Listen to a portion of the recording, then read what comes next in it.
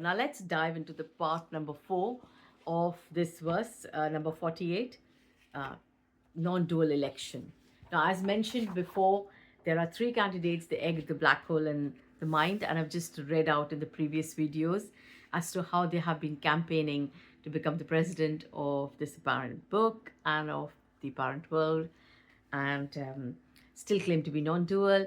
So this verse highlights how the apparent how formlessness as the apparent illusion tends to create all this.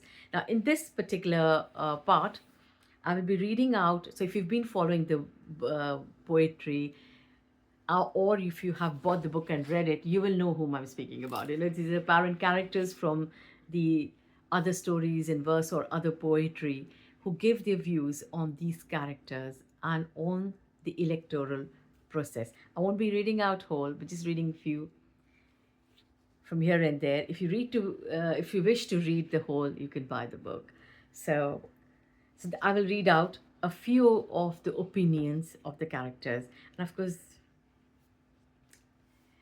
enjoy it and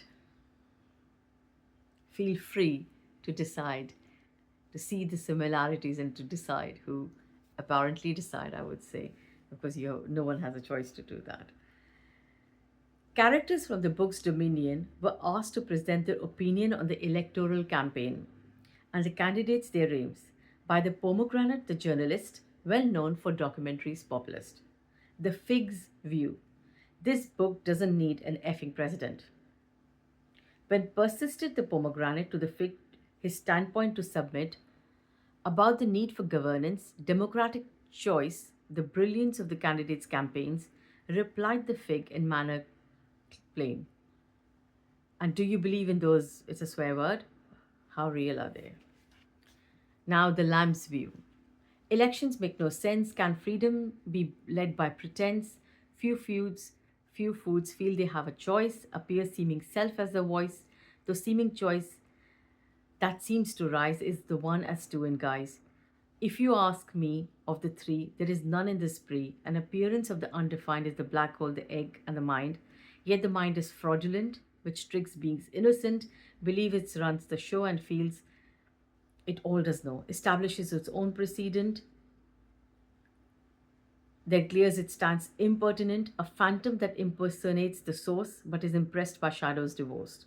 It's not through the mind that these words are read or defined, for its inherent intelligence that appears in seeming appearance, appears the known alone as the seeming act on its own. Now, of course, then she goes on about the black hole. The other rogue, the black hole, who pretends to be whole, can one have a non-dual view if there's only one, not two? And the egg, oh, he's only charm, and like a sheep follows the numb, then wishes to lead the lions who are freed with dualistic blather, thinking it'll flatter. Convoluted edifice of control, the egg, the mind, and the black hole. I won't give out her view with what she says. The lion's view. Pretentious pursues the piecemeal, made are spiritual or practical deals. So all have hidden agendas, deem real they and their propaganda. Support a surreal game in the name of one the same. And of course, he says whom he's going to vote for and why. So he says, yet so and so get whatever. It isn't a spiritual spectacle anyway. Who exists to have a choice is not all an appearance of one voice. Then, of course, then there is Olive Oil who gives his view. The Nutty Cream, Professor Nutty Cream. All's an energy, no, Professor Nutty Cream's view. All's an energetic expression of innumerable impressions, a play of hide and seek in cadence, with preference in appearance. I prefer the seeming facts. I'm not concerned about the abstract. The egg is a beguiling trickster who promises an illusory elixir. The mind, a sense of self on a wheel, a simulation that's unreal. I guess the black hole's the best, where paradox is kind of, because then he goes on. The chicken tikka, Masala's view. He seemed pensive while giving out his opinion. I was almost thinking out loud. I'm not sure of either three, for appears the one as them is free. The song of freedom remains unbound, even when fences seem to surround. So it's true that there is no mind, for there is nothing confined, and the one, the whole, is never in a role, and all is at home, with none to roam. There's no one, yet unreal. So he goes on, and then you can see the lotus view. In our election of limited selection, the mind alone does express as all the candidates a mess, is apocryphal and a fraud, as it plays the role of God. Intelligence is unlike the mind, and of course, the brain is not mind confined. It's the appearance of light, formless forming, as it writes. Everything can work perfectly without the mind's insanity, though to none can I complain, the mind is insane.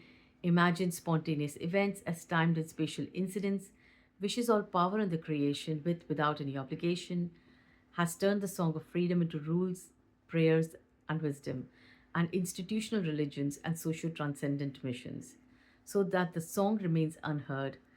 There can be analysis of words, has fashioned bondage, created several cages, included ranks and roles, believes a journey, control, then fakes the garb of spiritual or feigns it is non existential.